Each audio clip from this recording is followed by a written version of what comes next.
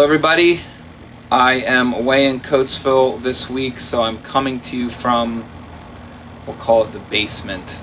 Wanted to give you an intro for your small groups like normal. Tom will get it out to everybody. Tonight we're going to continue looking at the conversation between God and Moses at that burning bush scene.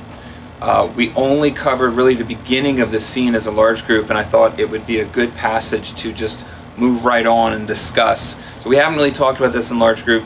We're covering new ground together for our conversation. It is such an amazing scene on so many levels. I really have no doubt you guys are going to find a lot of things to talk about.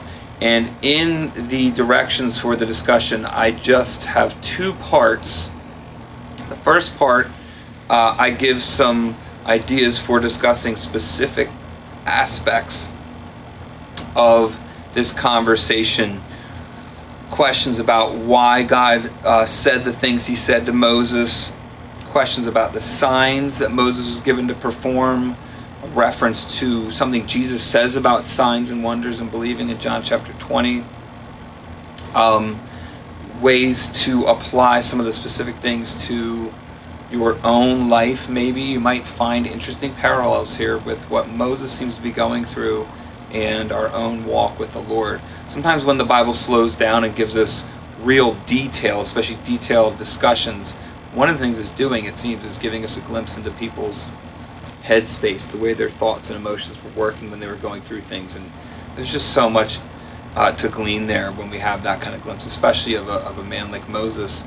The second part of the nice discussion I thought could be more of a zoom out, and it doesn't matter what order you do these parts in, but option 2 is to zoom out, do sort of an overview of the conversation with sort of an overall application. Especially when you look at Moses' 3 responses. You have his 3 responses in 4:1, 4:10, and 4:13. And I'm just asking, what do they tell you? What do those responses tell you about what this encounter with God was like for Moses? And then I just think there's some good material there to discuss. Do you relate to what Moses is going through? Are there parts of your own life that tend to call up the same kind of insecurities that Moses seems to have been dealing with here? And then I just think there's some great things to think about. How does God want to strengthen us for our walk and service to the Lord?